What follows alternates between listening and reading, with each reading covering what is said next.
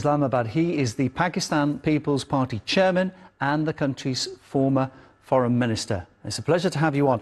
There's an awful lot we could talk about here. I'd like to start at what I see as kind of the instigating incident to all of this escalation. The terrorist attack, April 22nd, 26 people killed in Indian-administered Kashmir.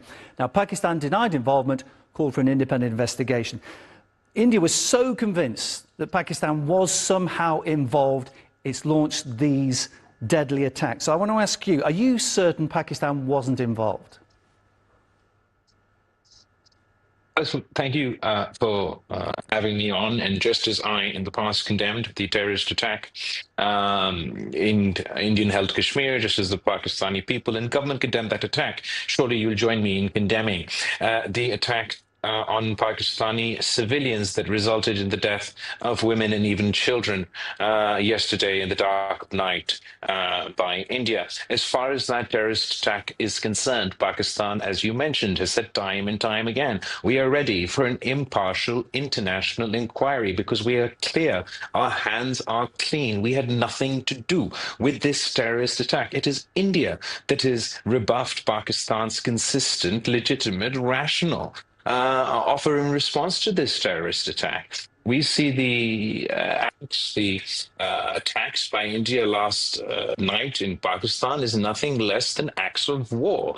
Our civilians were targeted. Muzaffarabad, Kotli, these aren't barren outbacks. These are cities where civilians lived 2 hours away from Islamabad. No sovereign state would tolerate any such action. And when has it become a norm internationally for people without any investigation? Everybody is entitled to charge someone with a crime, but then everybody is innocent until proven guilty. India did not wait until the bodies were even cold. They started blaming Pakistan, and they have yet to produce any substantive proof, not before us or anybody else, or even before you, the media, to substantiate Pakistan's involvement in that heinous terrorist attack. It does not justify in any way, shape, or forms the actions that India has taken. And as you mentioned, tensions between the two countries now are at a peak, and Pakistan reserves its right to respond. Why do you think India refused that invitation and chose not to accept an independent investigation? I think it is a perfectly, not only a legitimate and viable solution to the current crisis, but it also provides an institutional forum and with potential international and bilateral legitimacy, not only to get to the root of this terrorist attack, but also any future terrorist attack that was to take place in India or in Pakistan. As you know, both countries have a history of blaming each other for such incidents that take place in our countries. And if there was an international mechanism for us to get to the root cause of this, then neither Pakistan or India would be left at the mercy of these non-state actors and terrorist groups and forced into such conflicts as a result of their actions. It is baffling to anyone who is legitimately interested in finding a solution for terrorism that why India would back away from such an offer, but that's exactly what they've done. They've refused Pakistan's challenge practically for an impartial inquiry and instead chose to target innocent civilians. There was a word I heard twice today. Once it came from India's Defence Minister, Rajnath Singh, and once from the Pakistan Prime Minister, Shehbaz Sharif. The word was avenge. So both India and Pakistan want to avenge deaths inflicted by the other side. Can you see how this quest for vengeance from both sides is only going to continue a cycle of death? And how would you stop that cycle?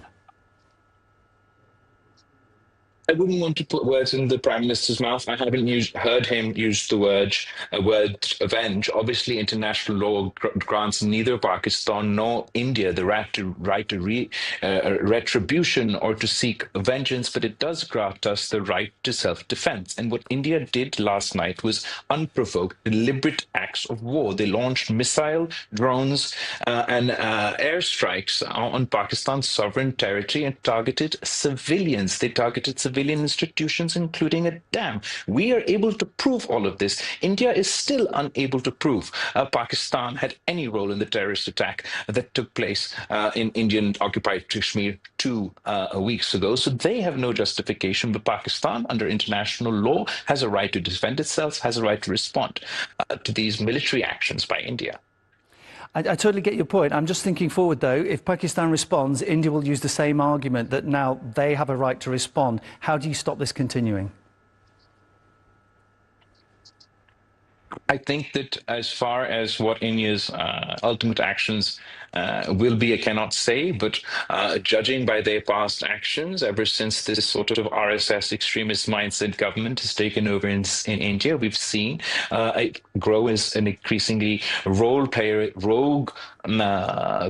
in the region, where it has conducted such irresponsible actions in the past, threatening peace in South Asia, which has global implications. So I would call on the international community to not only intervene and hold India accountable for the actions that took place last night, but for call for sanity to prevail in Delhi, and to join in Pakistan's demand for an impartial inquiry that has the potential of not only solving our imminent crisis, this specific terrorist attack, but also providing us with a way forward. So just as you say, anytime in the future, if any such terrorist attack does take place, we should have an institutional mechanism that can get to the bottom of it and ensure that we don't risk armed conflict between two nuclear armed nations, but we continue to tackle terrorism.